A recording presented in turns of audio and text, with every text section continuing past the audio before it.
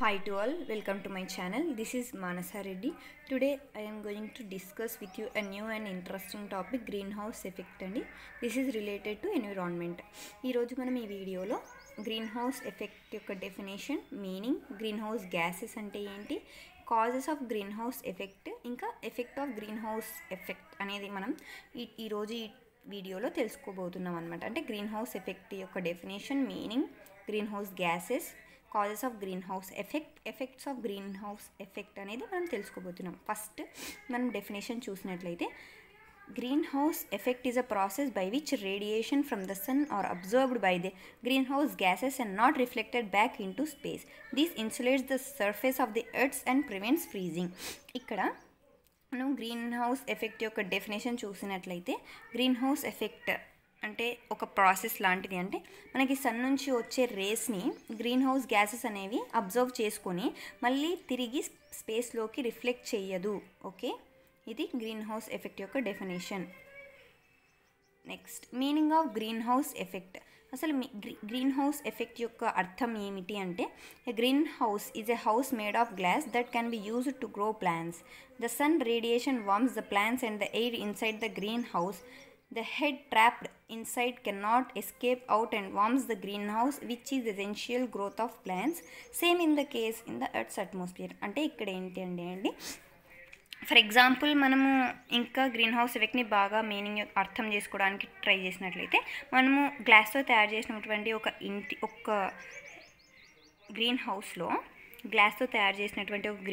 మనము ప్లాంట్స్ అనేవి పెడితే దాంట్లోకి సన్ యొక్క రేస్ అనేవి వెళ్ళి ఏమవుతుంది అంటే చెట్లను పెంచడానికి బాగా ఉపయోగపడుతుంది. అంటే ప్లాంట్స్ గ్రో కావడానికి ఉపయోగపడుతుంది. ఇంకా ఇక్కడ అంటే ఆ గ్రీన్ హౌస్లోకి ఏవైతే సన్స్ పడినాయో అంటే రేస్ అనేవి పడినాయో గ్రీన్ హౌస్లో, గ్లాస్ తయారు చేసినటువంటి గ్రీన్ హౌస్లో ఆ సన్ రేస్ ఏవైతే పడినాయో అవి బయటికి వెళ్ళవండి, మళ్ళీ రిఫ్లెక్ట్ కావు. ఎందుకు అంటే అక్కడ దాంట్లో ఉన్నటువంటి ఆ గ్రీన్ హౌస్లో ఉన్నటువంటి గ్యాసెస్ ఆ సన్ రేస్ని అంటే అబ్జర్వ్ చేసుకొని, మనకి నైట్ టైమ్స్ ఉండదు కదండి, ఆ సన్ రేస్ అనేవి ఉండవు, అప్పుడు ఆ చెట్లకి వామ్ ఇవ్వడానికి అంటే వెచ్చదనాన్ని ఇవ్వడానికి ఉపయోగపడుతుంది అండి, అంతే. ఓకే, నెక్స్ట్ అండి మనము మన ఎర్త్కి వస్తే, మన ఇప్పుడు ప్లాంట్స్ గురించి చూసాం కదా, గ్రీన్ హౌస్ అంటే ఏంటి. మన ఎర్త్కి చూసుకుంటే, during the process in the heat is observed by the green house gases in the earth's atmosphere. This is what makes the surface of the earth's warmer. That makes the survival of living beings on earth possible. ఇక్కడ ఏంటంటే అండి, same మన ఎర్త్కి కూడా అంతే. మన earth మీద ఏవైతే sun rice పడతాయో దాన్ని గ్రీన్ హౌస్ గ్యాసెస్ అనేవి అబ్జర్వ్ చేసుకుంటాయండి. అబ్జర్వ్ చేసుకొని మన సర్ఫేస్ని వెచ్చదనంగా ఉంచడానికి ఉపయోగపడుతుంది.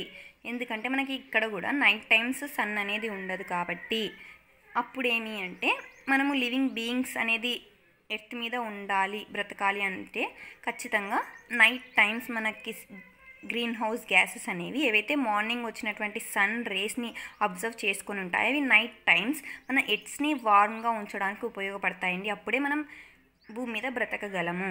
నెక్స్ట్, ఇక్కడ however due to increased levels of green house gases the temperature of the earth has increased considerably. These led to several drastic changes. ఇక్కడ మనకి గ్రీన్ హౌస్ గ్యాసెస్ ఉన్నాయి కదండి, గ్రీన్ హౌస్ గ్యాసెస్ మనకి మన ఎర్త్కి వెచ్చదనాన్ని ఉంచడానికి కావాలనే టెంపరేచర్ కంటే ఎక్కువ టెంపరేచర్ని ఎర్త్ మీద రిఫ్లెక్ట్ చేసినప్పుడు గ్రీన్ హౌస్ గ్యాసెస్ అనేవి మనము సర్వైవ్ కాలేమండి. ఎందుకంటే మనకి ఇక్కడ గ్లోబల్ వార్మింగ్ అనేది ఇంక్రీజ్ అవుతుంది, ఇంకా చాలా చేంజెస్ వస్తాయి. Okay, next, green house gases ఏవి అంటే, సన్ నుంచి రిఫ్లెక్ట్ అయినప్పుడు మనకి గ్రీన్ హౌస్ గ్యాసెస్ అనేవి అబ్జర్వ్ చేసుకుంటాయి కదా సన్ రేస్ అనేవి. అవి ఏమి అంటే కార్బన్ డైఆక్సైడ్, మీథైన్, CFCs అంటే chlorofluorocarbons. Next, ozone, nitrous oxide. ఇవి వచ్చేసి కార్బన్ 50% ఉంటుందండి, మీథైన్ 18%, క్లోరోఫ్లూరోకార్బన్స్ 13%, ఓజోన్ అనేది 7%, నైట్రస్ ఆక్సైడ్ అనేది 6%. Okay, next, causes of green house effect. మనం డెఫినేషన్ తెలుసుకున్నాము, మీనింగ్ తెలుసుకున్నాము, గ్రీన్ హౌస్ గ్యాసెస్ ఏవి అని తెలుసుకున్నాం, ఎంత పర్సెంటేజ్ అని కూడా తెలుసుకున్నాం. ఇప్పుడు causes of green house effect అని, బర్నింగ్ ఆఫ్ ఫాజిల్ ఫ్యూయల్స్. మనం ఒకసారి బర్నింగ్ ఆఫ్ ఫాజిల్ ఫ్యూయల్స్ చూస్తే, fossil fuels are an important part in our life. They are widely used in transportation and to produce electricity. ఇక్కడ మనకి fossil fuels అంటే different అండి.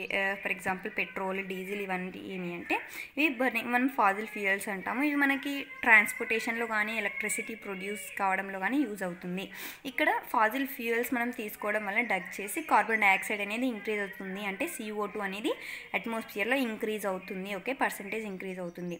మనకి ఎప్పుడైతే మన పాపులేషన్ ఇంక్రీజ్ అయిందో అంటే మన జనాభా ఎత్తు మీద ఇంక్రీజ్ అయిందో అప్పుడు బర్నింగ్ ఆఫ్ ఫాజిల్ ఫ్యూయల్స్ అనే పెట్రోల్, డీజిల్ అనేది వాడకం ఎక్కువైంది. ఇక్కడ యూటిలైజేషన్ అంటే వాడకము. ఓకే, ఇప్పుడు జనాభా పెరిగితే ఆటోమేటిక్గా వెహికల్స్ అనేవి ఇంక్రీజ్ అయితే దానికి డీజిల్, పెట్రోల్ అనేది ఇంక్రీజ్ అవుతుంది. అప్పుడు వాడకం అనేది ఫాజిల్ ఫ్యూయల్స్ ఉపయోగం అనేది ఏమవుతుంది అంటే పెరుగుతుంది. ఓకే, పెరిగినప్పుడు మనకి అట్మాస్ఫియర్లో ఉన్నటువంటి గ్రీన్ హౌస్ గ్యాసెస్ అనేవి ఇంక్రీజ్ అవుతాయి. అంటే కార్బన్ డైఆక్సైడ్ ఇంక్రీజ్ అవుతుందండి. ఇది burning of fossil fuels. Next deforestation అండి. డిఫారెస్టేషన్ అంటే యాక్చువల్లీ తెలుగులో మీనింగ్ నరికివేయడం, అంటే చెట్లను నరికివేయడం. Okay, plants and trees take in carbon dioxide and release oxygen due to cutting of trees. There is considerable increase in the greenhouse gases which increases the earth's temperature అండి. మనం ఒకసారి deforestation బ్రీఫ్గా చూసినట్లయితే deforestation నుంచి చెట్లను నరికివేయడము. ఇక్కడ చెట్లను మనము పెంచటం వలన ఏం జరుగుతుంది అంటే ఫస్ట్ చూద్దాము. మనం చెట్లను పెంచటం వలన మనకి కార్బన్ డైఆక్సైడ్ అనేది చెట్లు ఇన్హేల్ చేసుకుంటాయి. అంటే మనము ఎట్లయితే ఆక్సిజన్ని తీసుకుంటామో అలా చెట్లు, మొక్కలు అనేవి కార్బన్ డైఆక్సైడ్ అనేది తీసుకొని మనకి ఏం రిలీజ్ చేస్తుందండి? ఆక్సిజన్. ఒకవేళ మనం చెట్లను కట్ చేసినట్లయితే అంటే నరికి వేసినట్లయితే మనకి CO2 ఇన్హేల్ అంటే కార్బన్ డైఆక్సైడ్ని తీసుకోవడానికి చెట్లు కంపల్సరీ ఉండాలి. కానీ చెట్లను నరికి వేస్తే ఏవి తీసుకుంటాయి? అందువలన మనకి కార్బన్ డైఆక్సైడ్ అనేది కూడా ఇంక్రీజ్ అవుతుంది. మన ఎర్త్ టెంపరేచర్ కూడా ఇంక్రీజ్ అవుతుంది ఆటోమేటిక్గా. నెక్స్ట్ ఫార్మింగ్ అండి. ఇది కూడా ఒక మెయిన్ కాజ్ మనకి గ్రీన్ హౌస్ ఎఫెక్ట్ కావడానికి. ఎందుకంటే మనకి చెట్లు మంచిగా పెరగాలి, ఇంకా అధిక దిగుబడి రావాలి, పంట బాగా పండి మంచి ఆదాయం రావాలి అంటే ఖచ్చితంగా ఏం చేస్తారండి? ఇన్సెక్టిసైడ్స్, పెస్టిసైడ్స్, కెమికల్ ఫర్టిలైజర్స్ అనేవి యూస్ చేస్తారు. యూస్ చేసినప్పుడు మనకి నైట్రస్ ఆక్సైడ్ అనేది రిలీజ్ అవుతుందండి. ఇది అట్మాస్ఫియర్లోకి వెళ్ళి గ్రీన్ హౌస్ ఎఫెక్ట్ అయ్యేలాగా చేస్తుంది. ఓకేనా? నెక్స్ట్ మనం ఎఫెక్ట్స్ ఒకసారి చూసినట్లయితే effects of green house effect ఏమి అంటే గ్లోబల్ వార్మింగ్ అండి. మనం చెప్పాం కదా ఇట్ ఈస్ అ ఫినామినాన్ అని. అది యావరేజ్ టెంపరేచర్ కంటే ఎక్కువ టెంపరేచర్ని ఇన్హేల్ చేసుకొని గ్రీన్ హౌస్ గ్యాసెస్ అనేవి ఎర్త్ మీద ప్రభావం చూపినప్పుడు మనకి ఏమవుతుందండి? ఎన్విరాన్మెంటల్ ఇష్యూస్ వస్తాయి. ఓకే, నెక్స్ట్ ఈ గ్లోబల్ వార్మింగ్ కావడానికి మెయిన్ కారణము అంటే కార్బన్ డైఆక్సైడ్ అండ్ మీథేన్ అండి. మనం ఇది ఎట్లా రిలీజ్ అవుతుంది కార్బన్ డైఆక్సైడ్, మీథేన్ అంటే చూసాం కదా ఇప్పుడే. బర్నింగ్ ఆఫ్ ఫాజిల్ ఫ్యూయల్స్ వలన, ఇంకా వెహికల్స్ నుంచి వచ్చే కార్బన్ డైఆక్సైడ్ సంథింగ్ ఎక్సెట్రా వలన, ఇంకా ఇండస్ట్రీస్ వలన అండి. ఓకే, మనం ఇంకా హ్యూమన్ చేసే చాలా యాక్టివిటీస్ అంటే మ్యాన్మేడ్ యాక్టివిటీస్ వల్ల మనకి కార్బన్ డైఆక్సైడ్ అనేది ఇంక్రీజ్ అవుతుందండి. ఇంకా మీథేన్ ఇలా. Okay, next acidification of water bodies అండి. ఇది కూడా ఒక ఎఫెక్ట్ అనమాట గ్రీన్ హౌస్కి. ఎలాగా అంటే మనకి sulphur dioxide and nitrogen oxide అండి. ఈ రెండు మనకి వాటర్తో మిక్స్ కావడం వలన వాటర్ వేపర్ సంథింగ్ ఇట్లా వాటర్ దానితోని మిక్స్ కావడం వలన కలవడం వలన ఒక కెమికల్ రియాక్షన్ అనేది అయితే జరుగుతుందండి. దానివలన మనకి యాసిడ్ రెయిన్స్ అనేవి వస్తాయి. అంటే ఎలా అంటే ఇక్కడ sulphur dioxide and nitrogen oxide వాటర్తో మిక్స్ కావడం వలన ఏమవుతుందన్నామండి? యాసిడ్ ఫామ్ అయ్యి అది వరల్డ్లో ఉన్నటువంటి వాటర్ బాడీస్ అన్నిటికీ యాసిడ్ లాగా పాస్ అయ్యి మనకి రెయిన్ వాటర్ అనేది వస్తుందండి. అంటే రెయిన్ వాటర్లో మిక్స్ అయితే అప్పుడు యాసిడ్ రెయిన్ అంటామండి దాన్ని. అలాగా మనకి యాసిడ్ రెయిన్స్ అనేవి వస్తాయి. ఇది చాలా ఎఫెక్ట్ అండి. ఏ ఎఫెక్ట్స్ అవుతాయి మనకి యాసిడ్ రెయిన్స్ వలన అంటే వాటర్లో ఉన్నటువంటి యానిమల్స్కి ఎఫెక్ట్ అవుతుందండి. మనకి స్కిన్ డిసీజెస్ వస్తాయి.